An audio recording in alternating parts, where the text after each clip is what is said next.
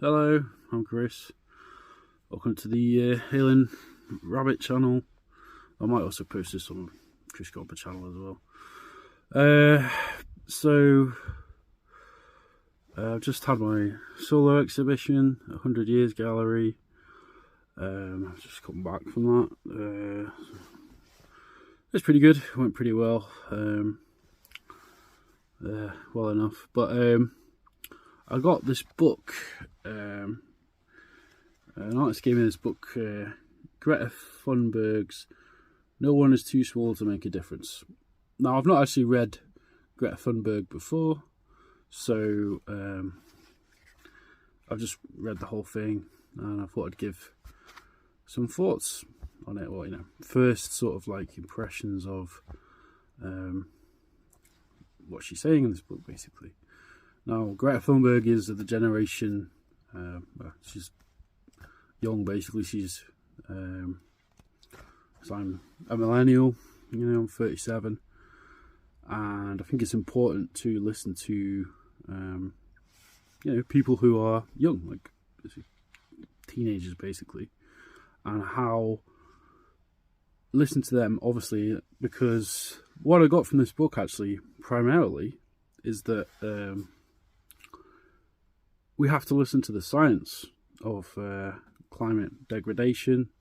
We have to do our part, whatever we can do to fix the almost unavoidable, well, hopefully not unavoidable. I'm going to try and have some hope. And that's what I'm trying to do. I'm trying to find hope, actually. So, and this book has helped crystallize some of that for me. Let me just flip through. So a lot of the book is actually just her thoughts about the school strike that she organised, about various like extracts of speeches and things. I think one chapter or content or part that particularly struck me was cathedral thinking, which what I got from that, like intuitively, was that we cannot live in a ivory tower too much, right? Now, this struck me very much personally because I have an engineering background. I'm a computer scientist. I use that word broadly speaking. I'm a third class programmer, right? But not third class programmer, but I got a third class.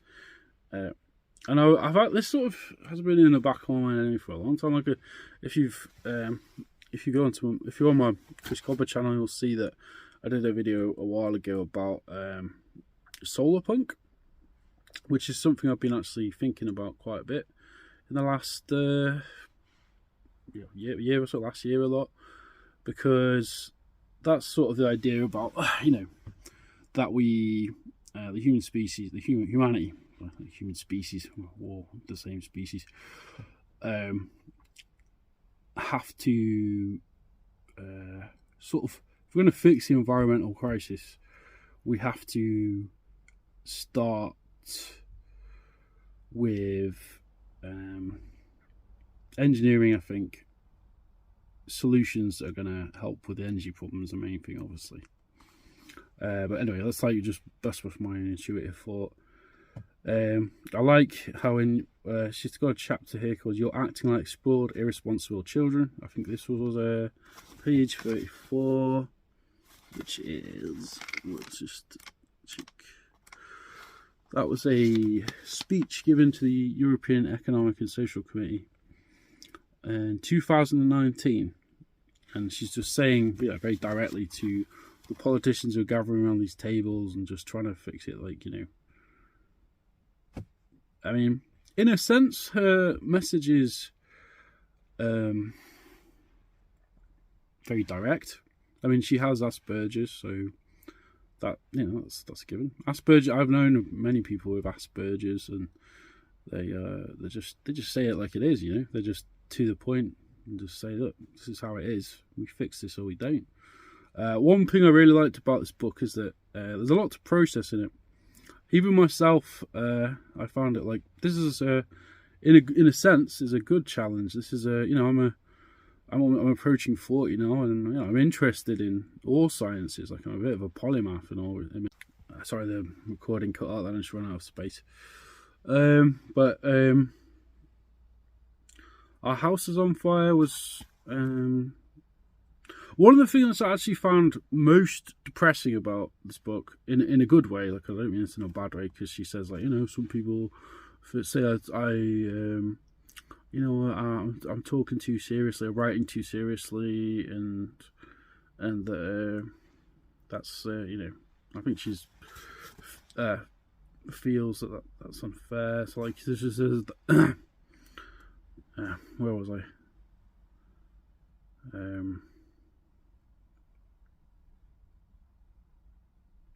So I'm just trying to, like, gather my thoughts from having read this. Oh, she also talks a lot about everything is black and white, which goes into her sort of, like, way of thinking, because people with Asperger's tend to just think in black and white thinking, but it's just but she says here almost everything is black and white, so that means that not everything is, right? This is a good book to read, because if you want to get I don't have to reread it actually. I've still not fully absorbed everything here. It's made me want to look further into climate science, where that's at. One of the intuitive ideas, so like that's just my summing up of the book. You know, buy it obviously if you can find it. Anyway, it's published Penguin. Well, it's Penguin, so it's going to be fairly easy to find online, I suppose. But yeah, I think, I mean, I've had a few ideas in the past which have been very jumbled about possible ways to certainly use you know, applications, and develop applications that are a way of dealing with climate change. Because, like, a lot of the tech sector, you know, they do a lot of it's data-driven applications, or it's data analytical applications. This is going to sound quite random. Like, I'm just going to try and piece a bunch of ideas together I had in the past ages ago, which, I don't know, making that much sense. But I remember there's a guy ages ago, probably in a pub, who's talking about basically, and he was I think he was actually an energy scientist, or like a client, you know, like he was some sort of environmental scientist. And something he said to me, we were drunk, but this is really interesting. He said, he mentioned Fragment of Machines by Marx, for a start. Then he talked about how one way, that's geothermal energy, which might be a possible solution. And what was it? The other thing he said was about basically that.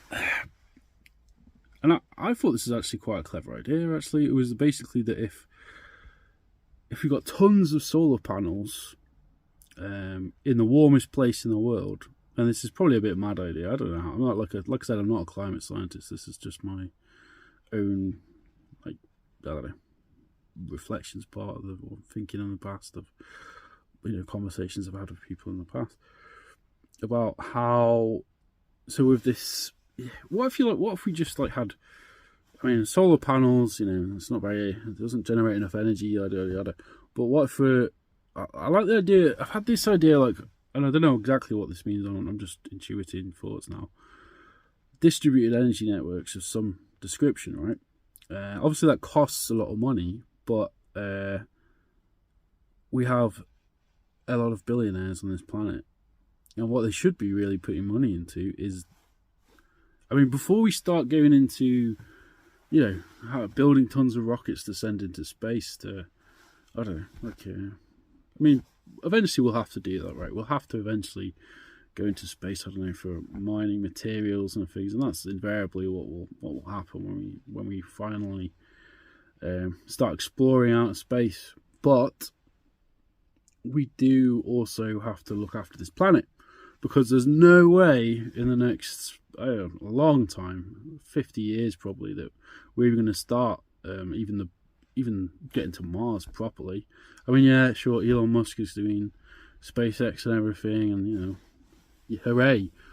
But we have big problems on this planet as well. And if we leave, we cannot just. This is the only planet we got, right? And if you want to view this sort of pessimistic angle, we can't just be leaving behind, because realistically, right? If say I don't know, like 50 years time, the rockets that will leave Earth will just have rich people on it, right? That is how they will be the elite of society who will go up there.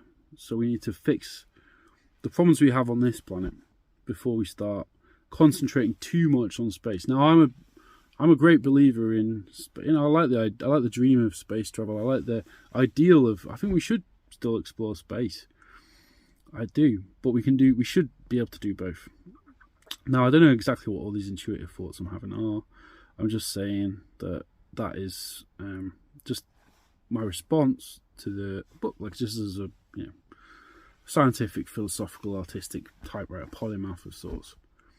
So yeah, I see this book as a positive challenge to any person who's got smarts and who wants to develop their knowledge of the environmental it's going to be a bit fragmented because of running out of space on the phone. But anyway, I was going to say something then I've completely forgotten. But basically,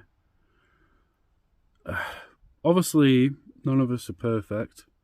I myself have, I flip. I do try and recycle as much as possible, but you have to do. It's more a bit like Yoda says, there is no try, only do. You have to just do and recycle more. But that's just on an individual, for individuals, right? In terms of society as a whole, we need to do more. And as a computer scientist, I always had this. I hate NFTs, right? Because NFTs are basically, and I've had a lot of offers from, and you can check on my Twitter. I've had people bothering me for ages about NFTs and trying to get your NFTs, and but NFTs, they're a lot. Well, there are probably some servers that or some I don't know, bot for whatever the hell it is that run more efficiently now. But a lot of cryptocurrency and blockchain is I don't know. It's not helping. Just burning it. That burns tons of energy. For myself personally, I've been trying to think about how to use energy more efficiently. I'm a bit of a shambles sometimes. I'm not that great at organising my own environment, just especially because I've been living on my own for the last. Well, not on my own. It's about the last week I've been on my own basically, and I struggle with trying to be energy efficient, but it shouldn't be down to the individual. I don't think and energy costs obviously tremendously humongous at the minute. So we do have as a society, we have this huge problem of rising energy costs, which of course has been caused by the war, which unfortunately I've been I'm sort of caught on between both sides on that. I'm not I can't be strongly one or the other because I lived in Russia for 2 years of my life. So I was involved with an activist there in a romantic way for many years. So it's complicated for me. Essentially, the entire conflict. Obviously, Ukraine are right to defend their territory, but there has to be peace. Obviously, there has to be a negotiated peace of some sort. That has to happen. Anyway, I don't mean to go into politics, but that's economically at this current moment in time, that's why energy prices are so high. There has to be a way that we can somehow solve this problem. Energy crisis is probably one of the biggest problems in the world at the minute. And I think I'm an engineer. If anyone's an engineer, we get off on problem solving. We have to solve problems. That's like what we enjoy, right? And, you know, what more complicated problem can there be than the current energy crisis? But it's a difficult one to ponder. Anyway, I'll read some extracts from this book, because there's been a lot of me just, like, you know, sort of reeling off a bunch of intuitive thoughts, whereas I'll just read some extracts because, yeah, I'll just read a few random extracts, and these are not my words, these are the words of Greta Thurnberg. So, yeah, this is unpopular. So, it's a speech delivered to the UN Climate Change Conference. I'm not going to read too much of this, I'm just going to read bits and bobs, like a few extracts. Just want to try and remember what... yeah, I remember this part. So she's talking about how in the year 2078 I will celebrate my 25th birthday. If I have children, maybe they will spend that day with me. Maybe they'll ask about you. She's addressing the UN climate change. So basically, essentially, politicians. Maybe they'll ask why you didn't do anything while there was still time to act. You say that you love your children above everything else, and yet you're stealing their future.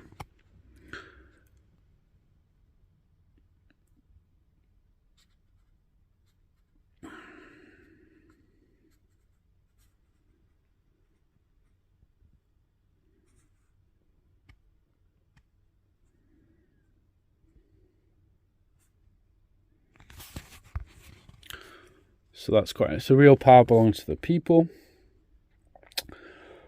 which is always true and always will be true, of course. This is democracy, you know. People power, which is, from what I understand, anyway, philosophically, is an idea that comes from Greece. Obviously, Athenian democracy is like that is the origins of the modern democratic. Well, it's the origins of democracy, basically. You know, voting power. That's more of a political thing, but that's quite interesting, and she's got a point there, of course, that we cannot leave all the problems that the previous generation created down to the new generation. Now, like I said, I'm a millennial. It's time for, you know, I've lived a quite I've lived an artistic life.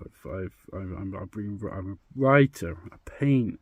I do science. I do write philosophy, all sorts of things. A polymath, like I mentioned before.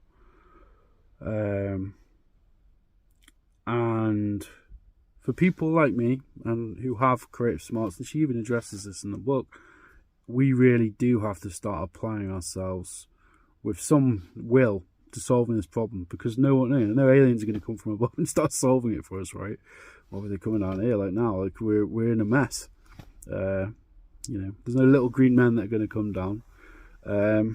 We have to probably, like she also mentions in one part of the book about green parties as well. Now I've been increasingly wanting to go to the Green Party in terms of politics in general, actually, because I think I